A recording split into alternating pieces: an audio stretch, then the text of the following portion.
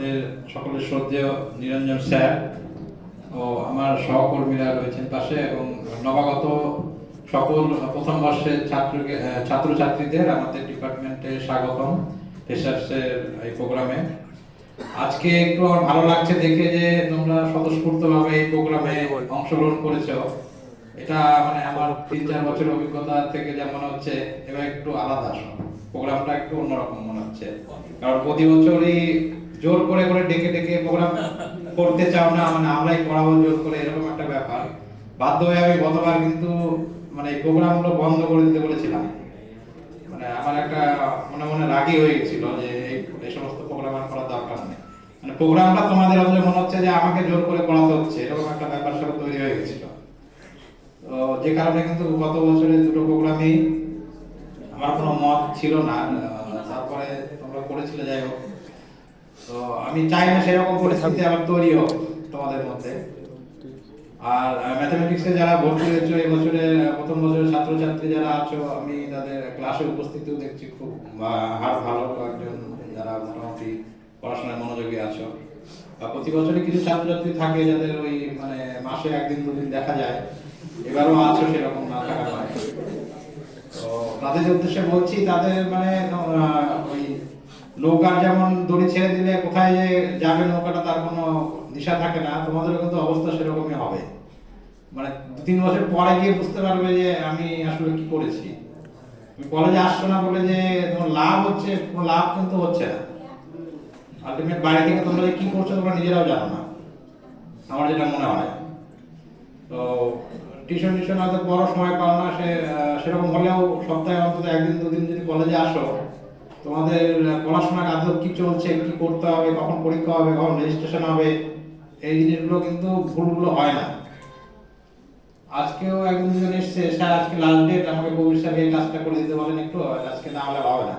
মানে সারা এই 10-15 দিন ধরে চলছে, ও কোনো মানে মনেই ছিল না যে এটা করতে হবে। তো রেগুলারিটিটা মেনটেন রাখতে হবে তোমাদের মধ্যে। ডিসিপ্লিন যদি না থাকে, ডিসিপ্লিন না থাকলে কিন্তু বড় হতে পারবে না। এটুকু মানে আমার অভিজ্ঞতা থেকে আমি বলছি।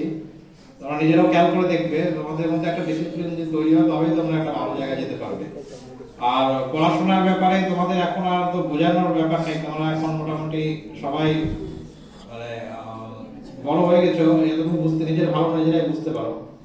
আর একটা ব্যাপার আমার বলা, সেটা হচ্ছে যে তোমাদের মধ্যে অনেককে দেখছি মানে অনার্সের পাশাপাশি অনার্সটা কম গুরুত্ব দিয়ে ওই তোমার কম্পিটিটিভ এক্সামের দিকে সময় নষ্ট করছো বেশি, এদিকটা কম দিচ্ছ সময়টা। তো আমি বলবো কি, দু নৌকায় পা না দিয়ে তোমাদের এটাকে অনার্সটাকে একটু ভালো করে পড়ো। ম্যাথমেটিক্স অনার্স বা সায়েন্সের যে কোনো সাবজেক্ট কিন্তু খুব একটা খারাপ নয়, তোমাদের যদি ভালো করে পড়ো তো ভবিষ্যৎ খুব একটা খারাপ হবে এমন হবে না।